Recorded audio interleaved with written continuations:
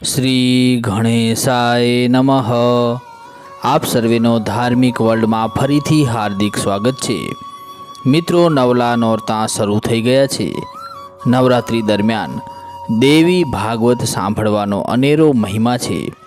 આજના વિડીયોમાં આપણે સાંભળીશું શ્રીમદ દેવી ભાગવતના સ્કંદ પહેલાની કથા, જેમાં પુરાણનું વર્ણન, નારદજીનું વ્યાસજીને આશ્વાસન અને દેવીનું શરણ લેવા કહ્યું, ભગવાન વિષ્ણુનો હયગ્રીવ અવતારથી હયગ્રીવનો વધ, મધુ કૈઢપને જગદંબાનું વરદાન તથા મધુ કૈઢપનો વધ, સુખદેવજીનો પ્રસંગ, સુખદેવજી અને જનક રાજાનો પ્રસંગ, ચિત્રાંગદ તથા વિચિત્ર વીર્યની કથા, ભીષ્મ પ્રતિજ્ઞા તથા સત્યવતીએ વ્યાસનું સ્મરણ કર્યાનો પ્રસંગ સાંભળીશું। તો આપ વિડીયોને અંત સુધી જરૂરથી નિહાળજો અને વિડીયોને લાઈક શેર કરવાની સાથે કોમેન્ટમાં જય માતાજી જરૂરથી લખજો। હવે આપણે સાંભળીએ સંક્ષિપ્ત શ્રીમદ દેવી ભાગવતના સ્કંદ પ્રથમની કથા, જેમાં સૌ પ્રથમ સાંભળીશું પુરાણનું વર્ણન, જે ચેતન સ્વરૂપ છે, જેનો કોઈ આદિ નથી તથા ચેતનથી એ ભગવાન મા અંબિકા છે। એમનું ધ્યાન કરીને ભક્તિભાવ રાખીએ ત્યારે માતા આપણી બુદ્ધિને સચેત કરે છે તથા આપણામાં એમના તરફ અનન્ય ભાવ પેદા કરે છે। ભક્તિભાવ મુક્તિ પ્રદાન કરે છે। આવા બ્રહ્મ વિદ્યા સ્વરૂપિણી આદ્ય શક્તિ અંબિકાના ચરણોમાં સત સત પ્રણામ। સોનકજીએ મા ભગવતી અંબાના ચરિત્ર લીલાયુક્ત શ્રીમદ દેવી ભાગવત સાંભળવાની ઈચ્છાથી સુતજીને કહેવા લાગ્યા, હે મુનિશ્રેષ્ઠ સુતજી, આપ તો પુરુષ શ્રેષ્ઠ છો। આપે સર્વે પુરાણોનું અધ્યયન કર્યું છે। મુનિ વ્યાસજીએ 18 પુરાણની રચના કરી ત્યારે તમે પણ અધ્યયન કરતા હતા। હે મુનિવર, તમે તો સંપૂર્ણ શાસ્ત્રોના વેતા એટલે કે ત્રિવિધ તાપોથી પર છો।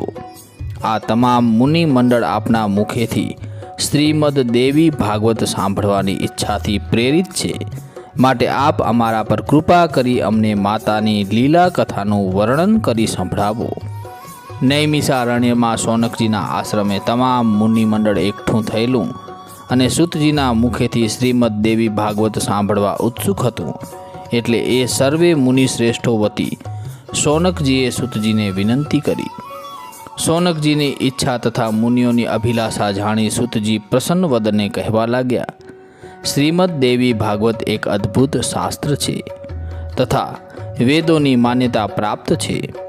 આવા પવિત્ર પુરાણની પરાંબા માતાની સ્તુતિ કરી તથા હૃદયપૂર્વક ભક્તિ ભાવ રાખીને હું માતાના ચરણોમાં પ્રણામ કરી આપ સૌને આ મહાપુરાણને વિસ્તારથી સંભળાવું છું। બધા પુરાણોમાં આ શ્રીમદ દેવી ભાગવત સર્વશ્રેષ્ઠ છે, એમાં કોઈ બેમત નથી। આ પુરાણમાં 18,000 શ્લોકો છે અને તેની રચના સંસ્કૃત ભાષામાં થઈ છે। સુતજીના ગુરુ અને સત્યવતીના પુત્ર ભગવાન વ્યાસ નારાયણે આ પુરાણને 12 સ્કંધોમાં વિસ્તાર્યું છે। હે સુતજી, આપ અમને 4 વેદો અને 18 પુરાણોના રચયિતા વ્યાસ ભગવાન થયા, એમનો આપ અમોને પરિચય આપો। સુતજી કહેવા લાગ્યા, હે મુનિવરો, પ્રથમ દ્વાપરમાં વેદોનું વિભાજન બ્રહ્માજીએ પોતે કર્યું, એટલે એ યુગના વ્યાસ બ્રહ્માજી કહેવાય। બીજા દ્વાપર યુગમાં વ્યાસનું કાર્ય સંપન્ન થયું। ત્રીજા દ્વાપરમાં ઉષ્ણા, ચોથા દ્વાપરમાં બૃહસ્પતિ, પાંચમા દ્વાપરમાં સવિતા અને છઠ્ઠા દ્વાપરમાં મૃત્યુદેવ તથા સાતમા દ્વાપરમાં મધવાન, આઠમા દ્વાપરમાં વશિષ્ઠજી, નવમા દ્વાપરમાં સારસ્વતમ, 10મા દ્વાપરમાં ત્રિવાયને, 11મા દ્વાપરમાં ત્રિવૃષને, 12મામાં ભારદ્વાજજી તથા 13મા દ્વાપરમાં અંતરિક્ષ, 14મા દ્વાપરમાં ધર્મ, 15મા દ્વાપરમાં ત્રપ્યારુણી, 16મામાં ધનંજય, 17મામાં મેઘાતિથિ, 18મા દ્વાપરમાં વ્રતિ, 19મામાં અત્રિ ઋષિ, 20મામાં ગૌતમ, 21મા દ્વાપરમાં હર્યાત્મા ઉત્તમ વ્યાસનું કાર્ય સંપાદન કર્યું। વાજશ્રવાબેન, અમુષ્યાયપ, સોમ તૃણબિંદુ, ભાર્ગવ શક્તિ, જાતુર્કણ્ય, અને કૃષ્ણ દેવાયન પણ વ્યાસોમાં ગણાયેલા છે. આજ 28 વ્યાસો છે. આ કૃષ્ણ દેવાયન વ્યાસજીએ પોતાના મુખેથી શ્રીમદ દેવી ભાગવતની કથા કહી. તે કથા મને સાંભળવાનો અવસર પ્રાપ્ત થયો હતો. આ પુરાણ કથા સંસાર રૂપી મહાસાગર તરી જવા માટેનું વહાણ છે. હે મુનિઓ, આ પુરાણના શ્રવણથી મનુષ્યના ઉપર માતા અંબિકાનો અનન્ય ભાવ ઉતરે છે. એટલે હવે હું આપ સૌને શ્રીમદ દેવી ભાગવત, જે મેં મારા ગુરુદેવ સમાન વ્યાસજી પાસેથી સાંભળ્યું છે, તે યથાતય મારી મતિ અનુસાર તમને કહી સંભળાવું છું. સૂતજીને ઋષિ મુનિઓ પૂછવા લાગ્યા કે હે મહામતે, વ્યાસજીની કઈ પત્નીથી સુખદેવ પ્રગટ થયા? તમે કહો છો કે સુખદેવજી અયોતીજ છે, અરિણીથી એમનું પ્રાગટ્ય થયું. આ સાંભળીને અમને ઘણું જ આશ્ચર્ય થયું છે. માટે આપ અમને સ્પષ્ટીકરણ કરી અમારા પ્રશ્નનું નિરાકરણ કરો. સૂતજી ઋષિ મુનિઓના પ્રશ્નનું નિરાકરણ કરતા કહેવા લાગ્યા, હે મુનિઓ, પૂર્વે મત્સ્યગંધાની વિનંતીથી પરાશર મુનિએ એના શરીરમાંથી કસ્તુરીની સુગંધ આવે એવું વરદાન આપીને કહ્યું, આજથી તું સત્યવતીના નામે ઓળખાઈશ. આ સત્યવતીનો પુત્ર એટલે આ વ્યાસ ભગવાન. અને આ વ્યાસજી સરસ્વતી નદી તટે નિરાશ વદને ચિંતિત બેઠા હતા. એમના આશ્રમે 2 ગોરૈયા પક્ષીઓ પોતાના માળામાં બેઠા હતા. ત્યારે તેમણે જોયું કે આ પક્ષીઓના માળામાં એક તાજા ઈંડાઓમાંથી બહાર આવેલા બચ્ચા બંને નર માદા ગોરૈયા પક્ષીઓની ચાંચમાં બચ્ચાની ચાંચને લઈને ચૂમતા હતા. ગોરૈયા માતા પિતા પક્ષીઓનો પોતાના બચ્ચા પ્રત્યેનો અપાર પ્રેમ જોઈ વ્યાસજી વિચારમાં પડી ગયા અને તેમના ચહેરા ઉપર ગ્લાનિ છવાઈ ગઈ. એટલામાં તેમના આશ્રમે નારાયણ નારાયણ બોલતા બોલતા મુનિ નારદ પધાર્યા છે. અને વ્યાસજી સામે જોઈને કહેવા લાગ્યા, હે સત્યવતી નંદન, આપના ચહેરા ઉપર આ ચિંતાના વાદળો કેમ ઘેરાયેલા છે? આપ મને જણાવો. નારદજીના પ્રશ્નથી વ્યાસજી કહેવા લાગ્યા, મારા સાંભળવામાં એવું આવ્યું છે કે જે પુત્રહીન હોય તેને સદગતિ પ્રાપ્ત થતી નથી, તેમજ પિતા તરીકેનું માનસિક સુખ પણ મળતું નથી. હે મુનિ, આવા વિચારો આવવાથી મને દુઃખ થયું છે અને આથી જ હું ચિંતામાં છું. એટલે આપ આવ્યા છો તો કૃપા કરી મને એવો માર્ગ બતાવો કે જેનાથી મારી મનોકામના પરિપૂર્ણ થાય. વ્યાસજીનું આવું કહેવું સાંભળી નારદજી કહેવા લાગ્યા, હે દ્વૈપાયન, સાંભળો. જો તમારે તમારી મનની ઈચ્છા પૂર્ણ કરવી હોય તો મા ભગવતી પરાંબાના ચરણોનું શરણ લ્યો. મા જગદંબા તમારી ઈચ્છાઓ પરિપૂર્ણ કરશે. હૃદયમાં ભક્તિભાવ રાખી મા ભગવતીનું આરાધન કરો. હવે આપણે સાંભળીએ ભગવાન વિષ્ણુનો હયગ્રીવ અવતાર અને તેનાથી હયગ્રીવના વધનો પ્રસંગ. સૂતજી કહેવા લાગ્યા, હે મુનિઓ, સર્વ કારણોના કારણ પરમ કલ્યાણ કરનારા એવા દેવોના દેવ ભગવાન વિષ્ણુની લીલા અતિ ગૂઢ તેમજ જલ્દીથી સમજાય નહીં તેવી વિચિત્ર છે. તો તમે સૌ ધ્યાન દઈને સાંભળો.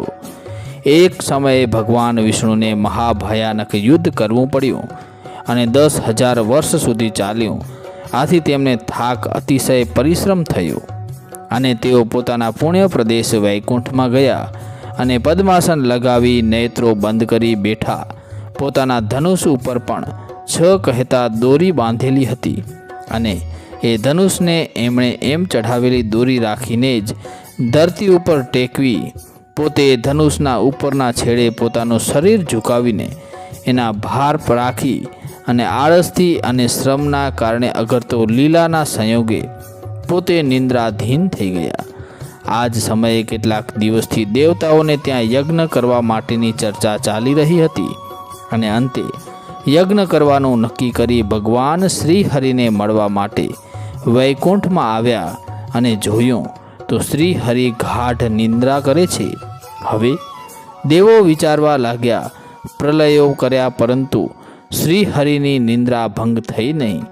આથી ભગવાન શિવજી કહેવા લાગ્યા, દેવો કોઈ પણ જ્યારે નિંદ્રાધીન હોય તેની નિંદ્રામાં ખલેલ પહોંચાડવી અથવા તો તેને જગાડી દેવો તે પાપ કરવા બરાબર છે. શિવજીનું કહેવું સાંભળી દેવો વિચારવા લાગ્યા, તો પછી શ્રી હરિને જગાડવા કેવી રીતે?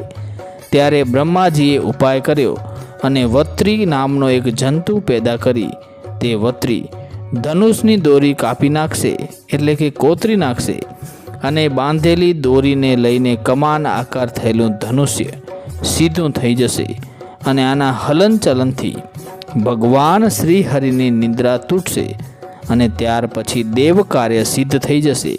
અને આમ વિચારીને બ્રહ્માજીએ વત્રી ઉત્પન્ન કરી. વત્રી ધનુષની દોરી પાસે જઈ દોરી કોતરી નાખી. સાથે કલ્પના બહારનું દ્રશ્ય છૂટ્યું. દોરી તૂટતાં જ કમાન સીધી થઈ ગઈ અને ભયાનક રીતે ઉપર આવી. તેથી એક ઝાટકો શ્રી હરિને તેનાથી લાગ્યો. ભયંકર અવાજ થયો. ચારે તરફ અંધકાર ફેલાયો. થોડા સમય પછી જ્યારે અંધકાર દૂર થયો ત્યારે દેવતાઓએ જોયું તો શ્રી હરિનું મસ્તક, કુંડલ, મુકુટ વગરનું માત્ર ધડ જ ત્યાં પડેલું જોયું. ત્યારે દેવતાઓ શોક કરવા લાગ્યા. હે પ્રભુ, આ તે કેવી વિચિત્ર ઘટના ઘટી. ત્યારે બ્રહ્માજીએ કહ્યું, વિલાપ ના કરો અને માતા જગતજનની પરંબાની સ્તુતિ આરાધના કરો. એ સનાતન વિદ્યા સ્વરૂપિણી મહામાયા તમારું કલ્યાણ કરશે. સમગ્ર જગતના જીવાત્માઓ તેમના પુત્રો છે. તે અવશ્ય આવી પડેલી વિપત્તિમાં આપણી સહાય કરશે. બ્રહ્માજીની વાણી સાંભળી સર્વે ઉપસ્થિત દેવતાઓએ મહામાયા ભગવતીની સ્તુતિ પ્રાર્થના કરવા લાગ્યા. સૂતજી કહે છે, ત્યાર પછી વેદો સદેહે ઉપસ્થિત થયા હતા. તેમને બ્રહ્માજીએ આજ્ઞા કરી કે તમે બ્રહ્મરૂપિણી ભગવતી પરાંબાની સ્તુતિ કરો. દેહધારી વેદો બ્રહ્માજીની આજ્ઞાથી મા અંબિકાની સ્તુતિ કરવા લાગ્યા. હે દેવી, આપ તો જગત જનની મહામાયા છો અને સર્વના કલ્યાણ રૂપ ધારણ કરવાવાળા પ્રકૃતિના ગુણોથી પર છો. બ્રહ્મા, વિષ્ણુ, શિવજી તથા ત્રિલોકના દેવી દેવતાઓના મનોરથ પૂર્ણ કરવાવાળા છો. આખા જગત ઉપર આપની સત્તાને આધીન છે. હે મા, આપનું આવું અદ્ભુત ચરિત્ર અમારા મનને મોહિત કરી લે છે. હે માતા, અમે વેદો આપની લીલાને સંપૂર્ણ જાણી શક્યા નથી, ત્યારે અમે નેતિ નેતિ કહીએ છીએ.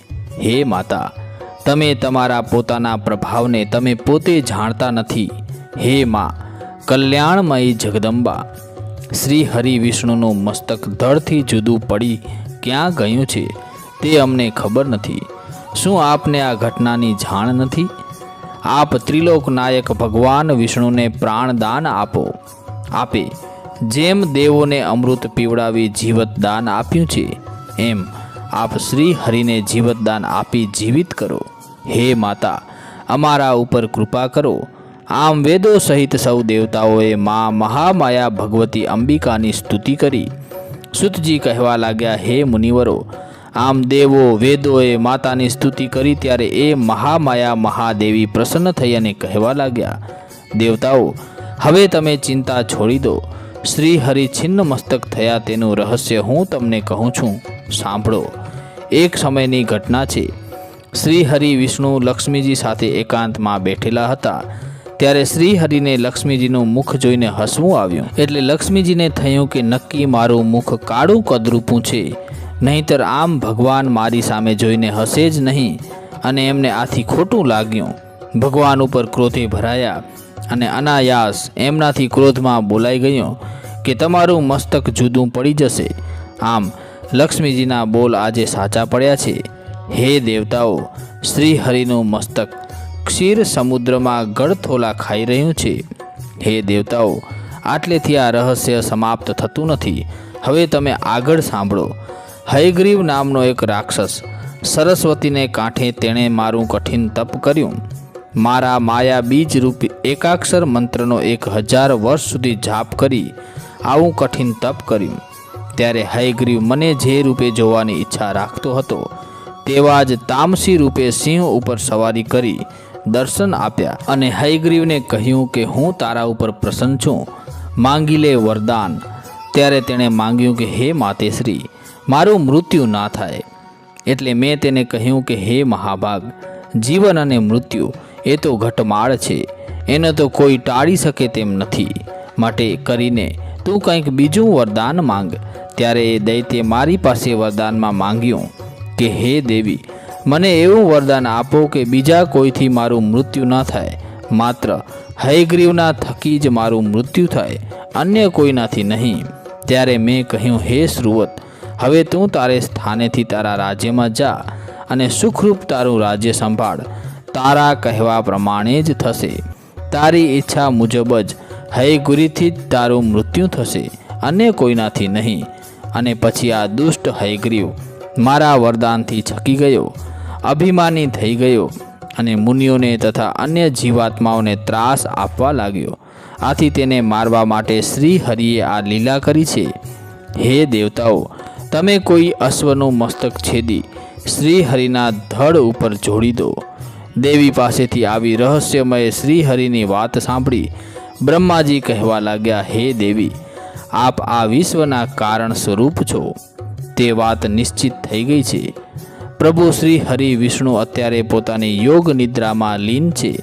તમારા કહ્યા પ્રમાણે હું જ કોઈ અશ્વનું મસ્તક હમણાં જ છેદી પ્રભુના ધડ સાથે જોડી દઉં છું. અને એ જ ક્ષણે બ્રહ્માજીએ એક અશ્વ કહેતા ઘોડાનું મસ્તક છેદી ભગવાનના ધડ સાથે જોડી દીધું. ત્યારે તુરત જ ભગવાને હણહણાટી કરી પોતાનું શરીર ધ્રુજાવા લાગ્યા અને દેવી અંબિકાની કૃપા દૃષ્ટિથી હયગ્રીવ અવતાર થયો. ત્યાર પછી હયગ્રીવ રૂપે ભગવાને આ અભિમાની દૈત્ય હયગ્રીવ સાથે ઘણો સમય યુદ્ધ કરી આખરે તેનો વધ કરી નાખ્યો. અને હયગ્રીવ નામનો દૈત્ય હયગ્રીવના નામના અવતારથી જ મરાયો. હવે આપણે સાંભળીએ મધુ કૈટભને જગદંબાનું વરદાન તથા મધુ કૈટભનો વધનો પ્રસંગ. ઋષિ મુનિઓએ પુરાણ વિનાયક વધુ દેવી ચરિત્ર સાંભળવાની ઈચ્છા કરી.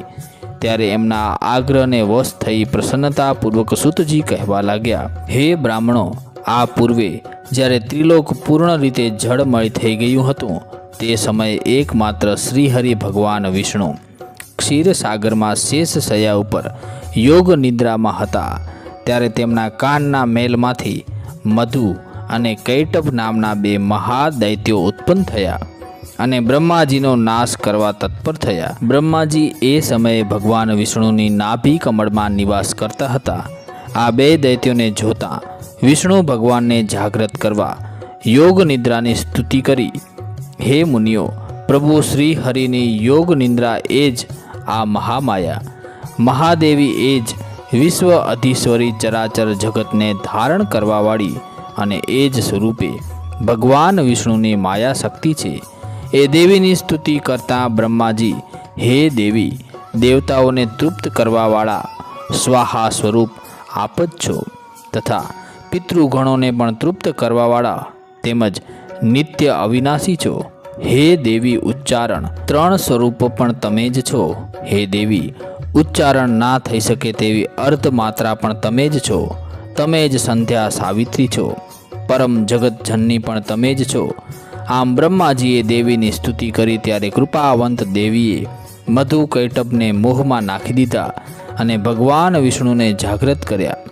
ભગવાન વિષ્ણુ શેષ શૈયા ઉપર બેઠા ત્યારે મધુ કૈટભને જોયા અને બ્રહ્માજીનો વધ કરવા તત્પર થયેલા મધુ કૈટભ સાથે પ્રભુએ ઘોર યુદ્ધ કર્યું. આમ બંને સાથે યુદ્ધ કરતાં કરતાં 5000 વર્ષ વીતી ગયા. ત્યારે વિષ્ણુ ભગવાન મધુ કૈટભનો વધ કરવા તૈયાર થયા. ત્યારે એમણે જ્ઞાન થયું કે આ બંનેને મહામાયાએ વરદાન આપ્યું છે કે તમે જ્યારે ઈચ્છશો ત્યારે જ તમારું મૃત્યુ થશે. એટલામાં જ મન મોહનારી મહાદેવી ભગવતી યોગ નિંદ્રા જગત કલ્યાણકારી દેવી અંતરિક્ષમાં બેઠેલાના દર્શન ભગવાન શ્રી હરિ વિષ્ણુને થયા. ત્યારે વિષ્ણુ ભગવાન સામે હાસ્ય કરીને દેવી પ્રસન્ન વદને કહેવા લાગ્યા, હે વિષ્ણુ, તમે સર્વે દેવતાઓના સ્વામી છો અને મારી ઈચ્છાથી હવે તમે બીજી વાર મધુ અને કૈટભ સાથે યુદ્ધ કરો. કેમ કે આ બંને દૈત્યો મહાબળવાન છે. તેઓનું યુક્તિપૂર્વક જ મૃત્યુ થશે. બ્રહ્માજીની સ્તુતિથી મારી વક્ર દ્રષ્ટિથી તેઓ મોહિત થયેલા છે. માટે હે વિષ્ણુ, યુદ્ધ દરમિયાન મારી માયાથી મોહિત થયેલા તે બંને દૈત્યોને તમે નાશ કરી નાખજો. આમ માયાથી પ્રેરિત મધુ અને કૈટભ સાથે યુદ્ધ કરવા ભગવાન વિષ્ણુ પાછા ગયા. ત્યારે માયાથી મોહિત થયેલા મધુ અને કૈટભે ભગવાનને કહ્યું કે હે વિષ્ણુ, અમે તમારી પાસે વરદાન માંગવાના નથી, કારણ કે તમે અમને શું વરદાન આપવાના હતા અને તમારાથી અમને શું આપી શકાય તેમ છે. એને બદલે અમે તમને વરદાન આપવા માટે સક્ષમ છીએ. માટે કૃપા કરીને તમે જ અમારી પાસેથી જોઈએ તે વરદાન માંગી લ્યો. ભગવાન મહામાયાની માયાને સમજી ગયા અને તેઓ તુરત જ તેમને મધુ કૈટભને કહ્યું, હે વિશે, જો તમે મારા ઉપર ખરેખર પ્રસન્ન હો તો ઉદાર ચિત્તે વરદાન આપો.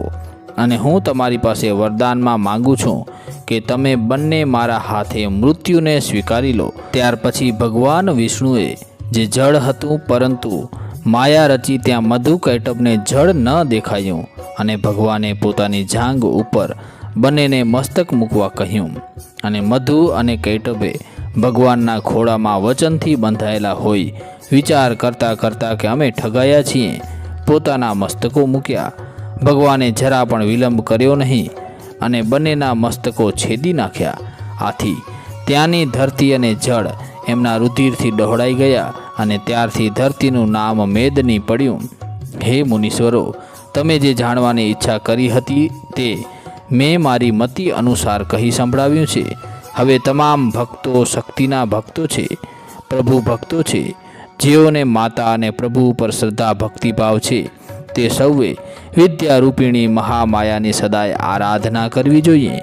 તમામ દેવો રાક્ષસો માતાજીની ભક્તિ ઉપાસના કરે છે, કારણ કે આ સમગ્ર ત્રણેય લોકમાં માતા મહામાયાથી ઉપર કોઈ નથી.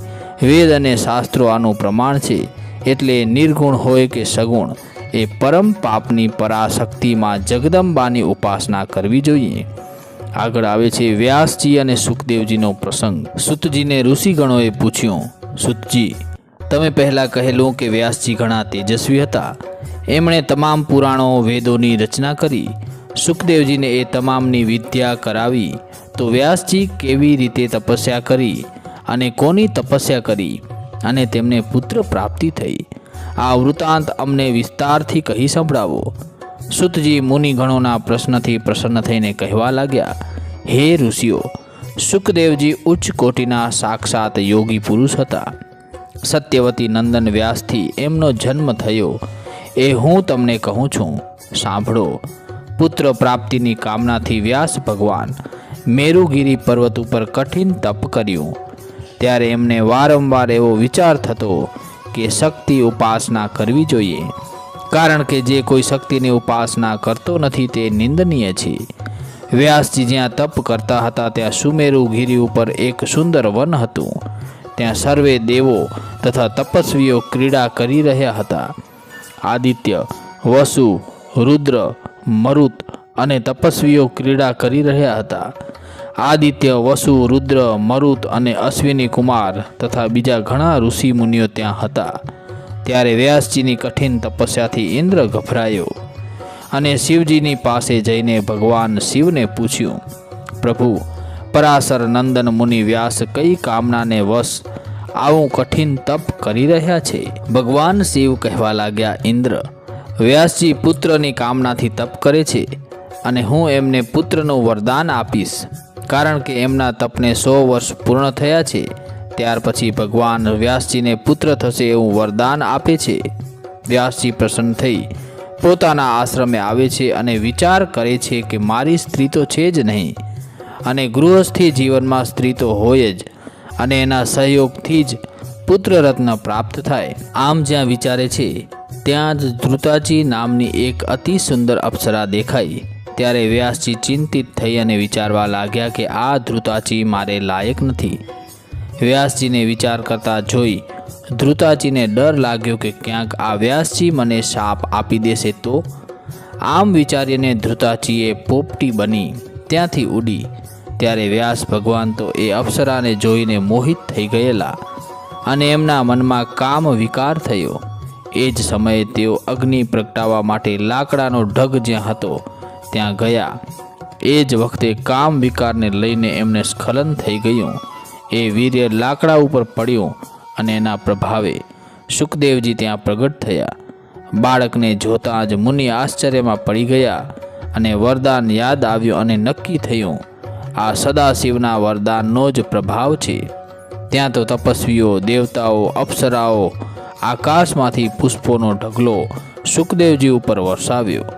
પુત્રના જાત કર્મ જેવા તમામ સંસ્કારો વ્યાસજીએ કરાવ્યા.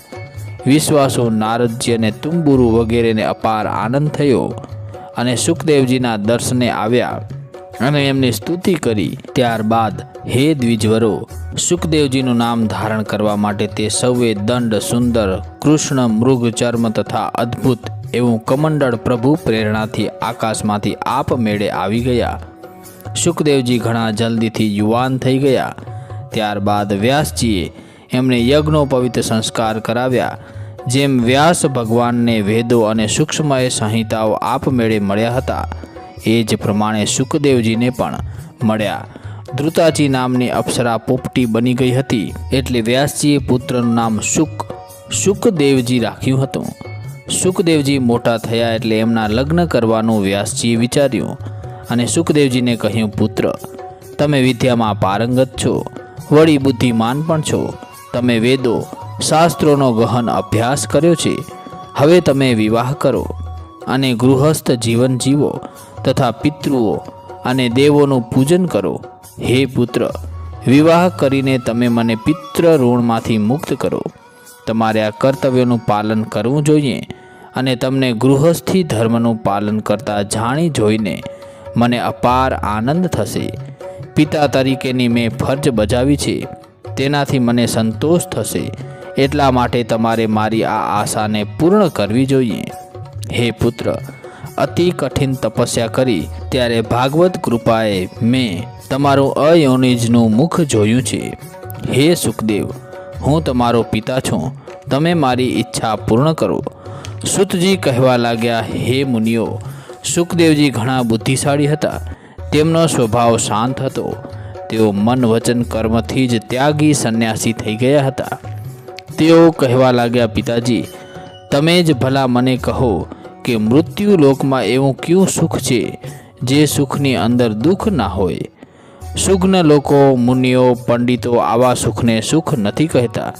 હે પિતાજી, વિવાહ કરીને હું સ્ત્રીના વશમાં થઈ જાઉં અને પરાધીન થઈ જવાથી મારા માટે કયું સુખ મળવાનું હતું? હે પિતાજી, લાકડા અથવા લોઢાથી જકડાયેલો કદાચ છૂટો થઈ શકે, પરંતુ સ્ત્રી અને પુત્રો, પરિવારથી જકડાયેલો મનુષ્ય કોઈ પણ પ્રકારે મુક્ત થઈ શકતો નથી. પુત્રની આવી વાતો સાંભળી વ્યાસ ભગવાન કહેવા લાગ્યા, હે પુત્ર, ગૃહસ્થ જીવન બંધન નથી અને જે મનુષ્યનું મન ગૃહસ્થાશ્રમમાં આસક્ત નથી, તેવો મનુષ્ય ગૃહસ્થ હોવા છતાં તે આસક્તિથી મુક્ત છે. માટે કૃપા કરીને તમારે કોઈ સારા કુળની કન્યા સાથે વિવાહ કરી વૈદિક માર્ગનો આશ્રય લેવો જોઈએ. હે પુત્ર, મેં શ્રીમદ દેવી ભાગવતની રચના કરી છે, તેનું તમે પઠન પાઠન કરો. આ પુરાણની મેં 12 સ્કંધમાં વિભાજન કરી રચના કરી છે. હે પુત્ર, મારી સમજ પ્રમાણે આ શ્રીમદ દેવી ભાગવત પુરાણ એ તમામ પુરાણોમાં સર્વશ્રેષ્ઠ આભૂષણ સમાન છે, જેનું શ્રવણ પઠન કરવાથી સદ અસદ વસ્તુઓનું સમ્યક જ્ઞાન સુલભ થઈ જાય છે. માટે આ શ્રીમદ દેવી ભાગવતનું તમે અધ્યયન કરો. હે પુત્ર, ભગવાન વિષ્ણુ બાળકના રૂપે વરપત્ર એટલે કે વડના પાન ઉપર સૂતેલા વિચાર કરવા લાગ્યા કે હું બાળક કેવી રીતે બની ગયો?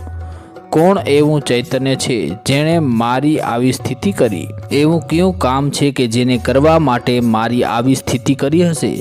આમ ભગવાન વિષ્ણુના મનમાં પ્રશ્ન ઉઠ્યા અને ચિંતા કરવા લાગ્યા. એ જ સમયે વિષ્ણુ ભગવાન પ્રશ્નોનું સમાધાન કરવા માટે યોગમાયા ભગવતી દેવીએ અર્ધા શ્લોકમાં બધા પુરુષાર્થોને સિદ્ધ કરવાવાળા વચનો કહ્યા. આ સંપૂર્ણ ચરાચર જગતમાં માત્ર હું જ છું. આ જગતમાં બીજી કોઈ અવિનાશી વસ્તુ છે જ નહીં. સર્વ ખલ્વિદ મેવા હું નાદ્યંતિ સતનામ. એટલે સર્વપ્રથમ તો ભગવાન વિષ્ણુ એ આ શ્લોકનો ભગવતીના વચનને સમ્યક પ્રકારે પોતાના મનમાં સમજ્યા.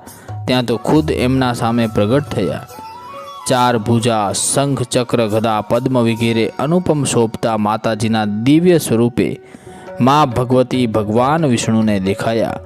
મહાદેવીએ સમયે મંદ મંદ હાસ્ય કરી રહ્યા હતા. એ સમયે ચારે તરફ જળ અને જળ હતું અને અહીં મનને મુગ્ધ કરી દેવાવાળી માતા મહાલક્ષ્મીના અચાનક દર્શન થતાં વિષ્ણુ ભગવાન એકદમ આશ્ચર્ય પામ્યા. રતિ, ભૂતિ, બુદ્ધિ, મતિ, કીર્તિ, સ્મૃતિ, દ્યુતિ, શ્રદ્ધા, મેઘા, સ્વર્ણ, સ્વધા, શ્રુધા, નિદ્રા, દયા, તંદ્રા, દયા, ગતિ, તૃષ્ટિ, પુષ્ટિ, ક્ષમા, લજ્જા વગેરે અને શક્તિઓ મહાદેવજીની ચારે તરફ બિરાજમાન હતી.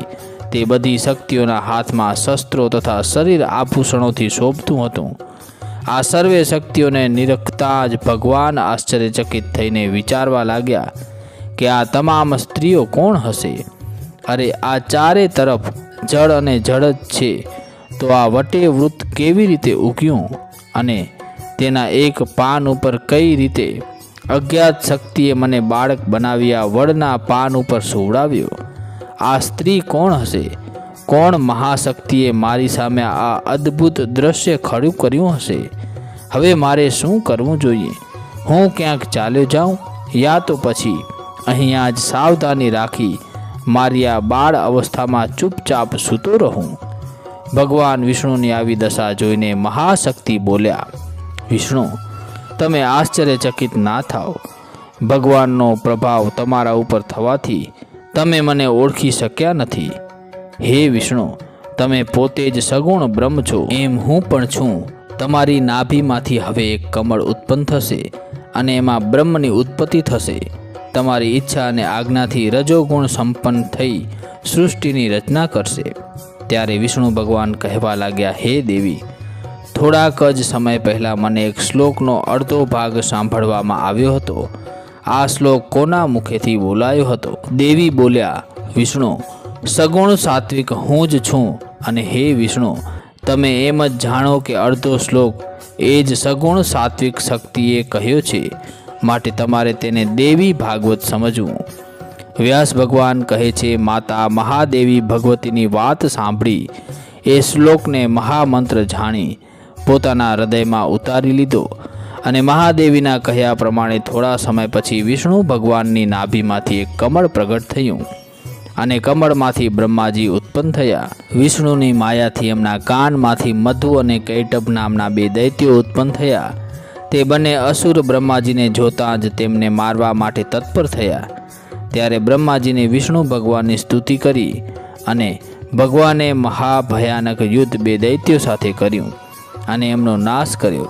ત્યારે દૈત્યોનો નાશ કરી તુરત જ પાછા પોતે સંભાળેલા પેલા અડધા શ્લોકનું રટણ કરવા લાગ્યા. આથી બ્રહ્માજીને ખૂબ જ આનંદ થયો અને આશ્ચર્ય થતાં ભગવાનને પૂછ્યું, પ્રભુ, આપ તો સર્વે દેવતાઓના આરાધ્ય છો, પછી આપ આ કોના શ્લોકના જાપ કરી રહ્યા છો? હે બ્રહ્મા, હું, તમે અને આ ચરાચર જગત જેનાથી ઉત્પન્ન થયા છીએ એ પરાશક્તિનું ભજન કરું છું. ત્યારે બ્રહ્માજીએ પણ એ અર્ધો શ્લોક પોતાને કંઠસ્થ કરી લીધો. એટલું જ નહીં, પરંતુ તેમના પુત્ર નારદજીને પણ એ શ્લોક શીખવાડ્યો. અને હે બ્રાહ્મણો, નારદજીએ શ્લોકનું શિક્ષણ મને આપ્યું અને મેં તેને 12 સ્કંધોમાં વિસ્તાર કરી તેમાં 18,000 શ્લોકનું નિરૂપણ કર્યું. અને એ જ મહાદેવી ભગવતી કલ્યાણ પુરાણ શ્રવણ કરનારને તથા પુરાણ કથા કહેનાર કથાકારને સુખ શાંતિ પ્રદાન કરે છે.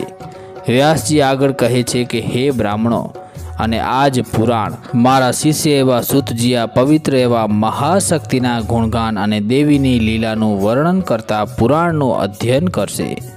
મારા ગુરુ વ્યાસ ભગવાને આમ કહીને મને અને સુખદેવજી એમના પુત્ર થાય એ બંનેનો મહાશક્તિની લીલાનું વર્ણન કરતા દેવી ભાગવત પુરાણનો ઉપદેશ કર્યો.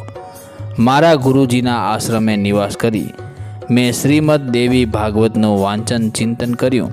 પરંતુ જેમ આ પુરાણ સાંભળતા લોકોનો ભક્તિભાવ જાગે, માતા તરફ અહોભાવ જાગે, મનને શાંતિ મળે, તેવી શાંતિ આ પુરાણના અધ્યયનથી સુખદેવજીને તૃપ્તિ થઈ નહીં, શાંતિ મળી નહીં. સુતજી કહે છે, મારા ગુરુ વ્યાસ ભગવાને સુખદેવજી અને મને શ્રીમદ દેવી ભાગવતની વિસ્તૃત વ્યાખ્યાઓ કરી અમને બંનેને ઉપદેશ આપ્યો. પરંતુ સુખદેવજીને તેમ છતાં શાંતિ ના મળી. તેઓ એકાંતમાં રહેવા લાગ્યા. ત્યારે મારા ગુરુ વ્યાસજીએ સુખદેવજીને પૂછ્યું, હે પુત્ર, તમે આટલા બધા ચિંતાતુર કેમ રહો છો? તમારા મનને કયો ઉદ્વેગ સતાવે છે તે મને કહો. હે પુત્ર, શ્રીમદ દેવી ભાગવતનું વિસ્તૃત વિવરણ કરી તમને મેં સંભળાવ્યું. તેમ છતાં જો તમને સંતોષ ના થયો હોય તો તમે મિથિલાપુરીના રાજા જનકજી પાસે જાઓ. જનક મહારાજ એક પ્રસિદ્ધ ધર્માત્મા છે. વળી તેઓ જીવન મુક્ત છે અને સત્યવાદી સત્યભાષી છે. હે મહાભાગ, મહારાજ જનકજી તમારું અજ્ઞાન દૂર કરશે. માટે એમની પાસે જાઓ અને તમારી બધી શંકાઓનું નિરાકરણ કરો. સાથે સાથે વર્ણાશ્રમ સંબંધી ધર્મના રહસ્યોની સમજ પણ એમનાથી જાણજો. હે પુત્ર, મિથિલાના રાજવી હોવા છતાં પણ રાજર્ષિ છે, જીવન મુક્ત છે, બ્રહ્મજ્ઞાની છે, પરમ પવિત્ર, સત્યવાદી, સદા શાંતચિત્ત, યોગ અભ્યાસી અને નિરંતર યોગમાં પ્રીતિ રાખવાવાળા છે. ત્યારે સુખદેવજી કહેવા લાગ્યા, હે પિતાજી, આ તમે કહો છો એ વાત તો મને તદ્દન દંભી લાગે છે કે રાજા જનક રાજવી હોવા છતાં જીવ મુક્ત છે. અરે પિતાજી, તે રાજા છે, તે ભલા કેવી રીતે જીવ મુક્ત હોઈ શકે? મારા મનમાં આવી શંકા ઉત્પન્ન થાય છે.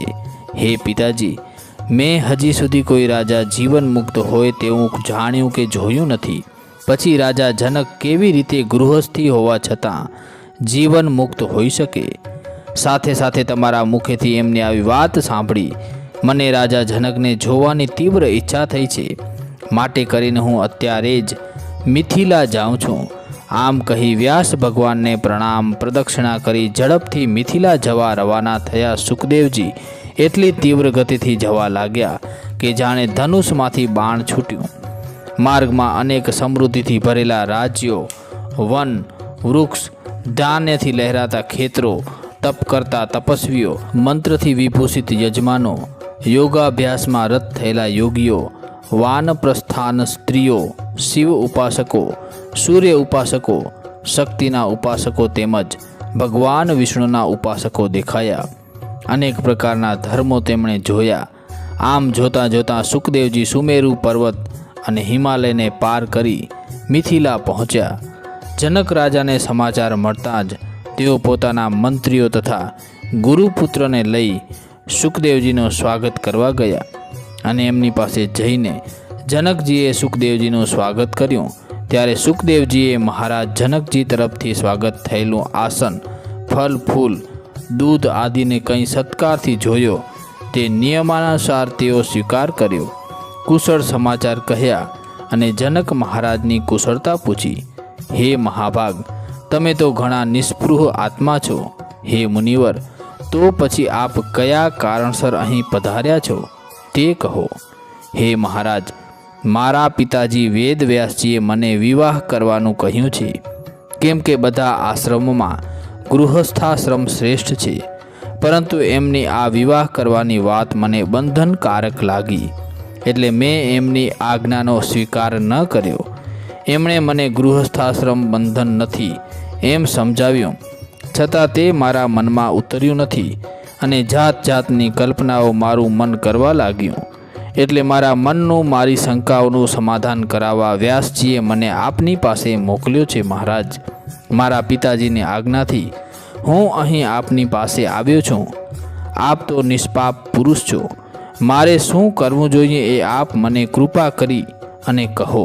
હે રાજેન્દ્ર, તપ, વ્રત, યજ્ઞ, સ્વાધ્યાય, તીર્થવાસ અથવા જ્ઞાન, આ તમામ સાધનોમાંથી કોનો આશ્રય હું લઉં તો મુક્તિ સુલભ થાય? આપ કૃપા કરી મને બતાવો. જનક મહારાજ કહે છે, સાંભળો. મોક્ષ માર્ગનું અનુસરણ કરનારે પ્રથમ તો બ્રાહ્મણે યજ્ઞોપવિત સંસ્કાર યુક્ત થવું જોઈએ અને તો જ વિદ્યા પ્રાપ્તિ માટે એ ગુરુ આશ્રમે નિવાસ કરી શકે. વેદ અને વેદાંતનો અભ્યાસ થયા પછી ગુરુને દક્ષિણા આપી એમની આજ્ઞાથી પોતાને નિવાસ સ્થાને આવવું. ત્યાર પછી પોતે વિવાહ કરી ગૃહસ્થાશ્રમી બને. મનને કાબૂમાં રાખે. આનાથી કોઈ વિધિ વિધાન લાગુ પડતા નથી. ત્યાર પછી પુત્ર પુત્રાદિ થયા પછી વાનપ્રસ્થાશ્રમ સ્વીકારી તપસ્યા કરી કામ, ક્રોધ, મોહ, લોભ આદિ 6 શત્રુઓ પર કાબૂ મેળવી લેવો. ત્યારબાદ પુત્રની પાસે રહેવા માટે સ્ત્રીની વ્યવસ્થા કરી લેવી, પછી જ ચોથા આશ્રમમાં જવું. વિરક્ત પુરુષને જ સંન્યાસી થવાનો અધિકાર પ્રાપ્ત થાય છે, કારણ કે જો વૈરાગ્ય ઉત્પન્ન ન થાય તો સંન્યસ્ત સ્વીકારવું યોગ્ય નથી. વેદોની આ જ ઘોષણા છે. મારી સમજદારી પ્રમાણે આને કોઈ મિથ્યા કરી શકે નહીં.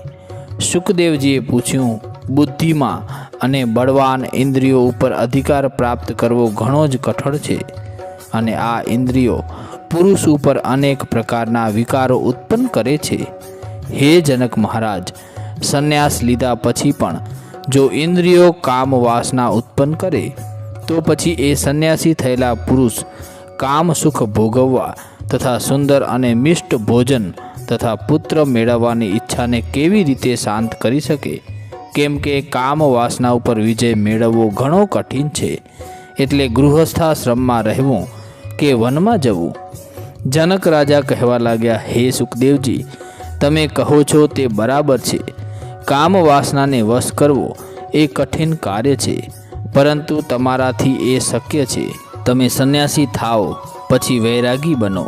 સંન્યાસી થયા પછી વૈરાગી ના થઈ શકાય તો તેવા સંન્યાસીને ઉગારવા માટે કોઈ રસ્તો રહેતો નથી.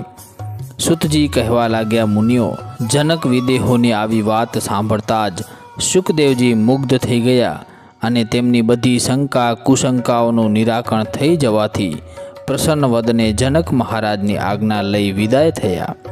વ્યાસે પુત્રને આશ્રમ તરફ આવતો જોઈ તેઓ અતિ પ્રસન્ન થયા અને આશ્રમમાં સુખદેવજીનું પ્રસન્ની વદને સ્વાગત કર્યું. સુખદેવજીને પણ હવે આશ્રમમાં રહેતા આનંદ થવા લાગ્યો.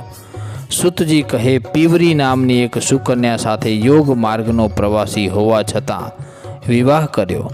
પીવરોથી સુખદેવજીને 4 પુત્રો અને 1 પુત્રી પ્રાપ્ત થઈ.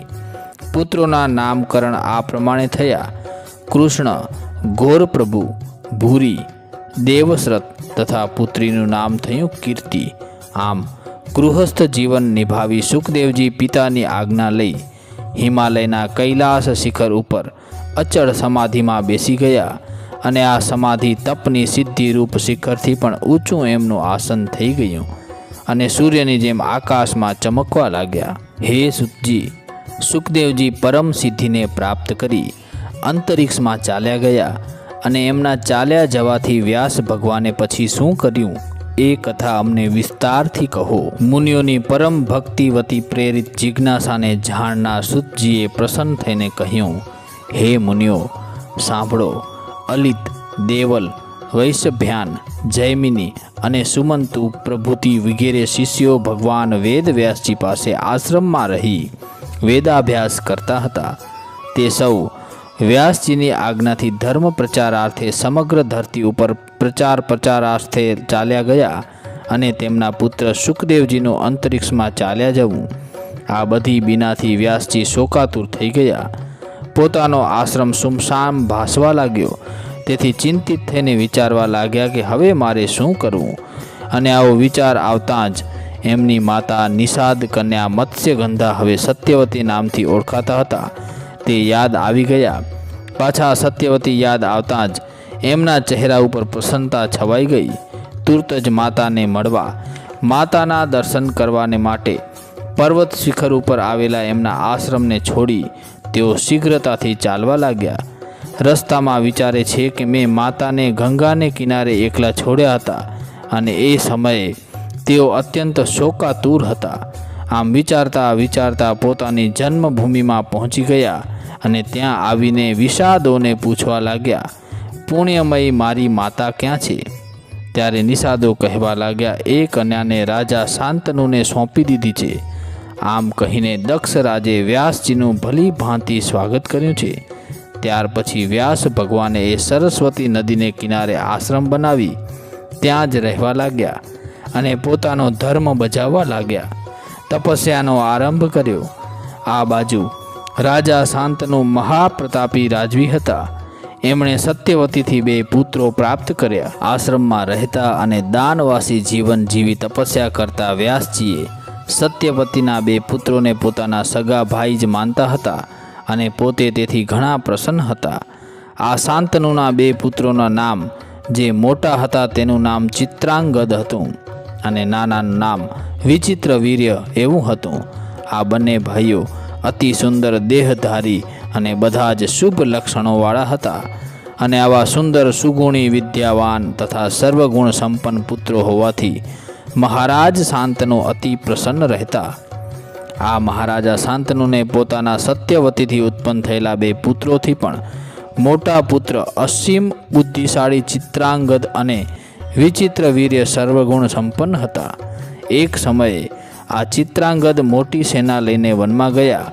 ત્યાં પણ એમના જ નામવાળો બીજો ચિત્રાંગદ જે ગંધર્વ હતો, તેણે આવતી સેનાને જોઈને શાંતનુ પુત્ર ચિત્રાંગદને જોયા.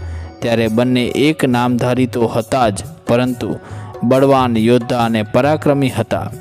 એટલે ગંધર્વ ચિત્રાંગદ પોતાના રથમાં બેસી નીચે ઉતરી આવ્યો અને બરાબર શાંતનુ પુત્રની સામે જ આવ્યા અને યુદ્ધ લલકાર કર્યા. ત્યારે બંને કુરુક્ષેત્રના મેદાનમાં યુદ્ધ કરવા લાગ્યા અને ગંધર્વ ચિત્રાંગદના હાથે શાંતનુના પુત્રનું મૃત્યુ થતાં તેઓ સ્વર્ગમાં ચાલ્યા ગયા. ભીષ્મજીએ જ્યારે આ સમાચાર સાંભળ્યા ત્યારે સૌ દુઃખી થયા. ભીષ્મએ એ પછી ચિત્રાંગદનું શ્રાદ્ધ કર્મ કર્યું. પછી ભીષ્મએ વિચિત્રવીર્યને રાજગાદી સોંપી. આ વિચિત્રવીર્ય જ્યારે યુવાન થયા ત્યારે ભીષ્મજીએ એના વિવાહ કરવાનું વિચાર્યું. કાશી રાજને 3 રાજકન્યાઓ હતી.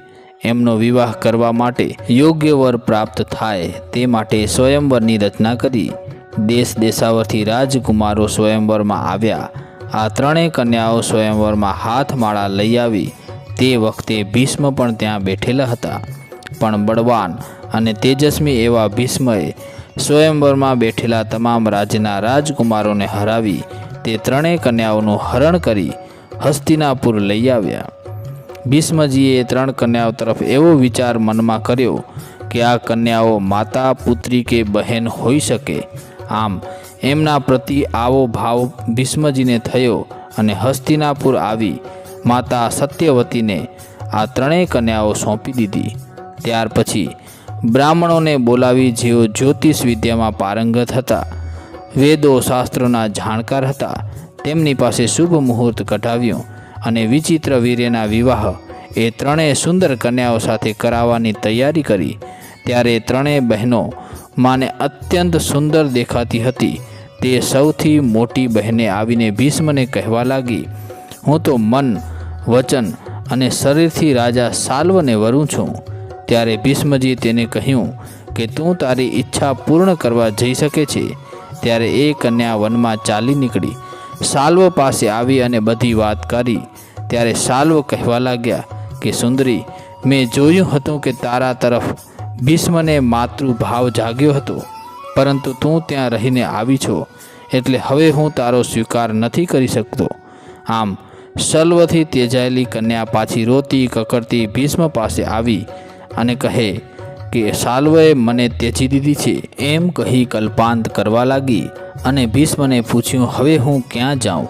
આપ મારો સ્વીકાર કરો, નહીંતર હું મારા પ્રાણનો ત્યાગ કરીશ.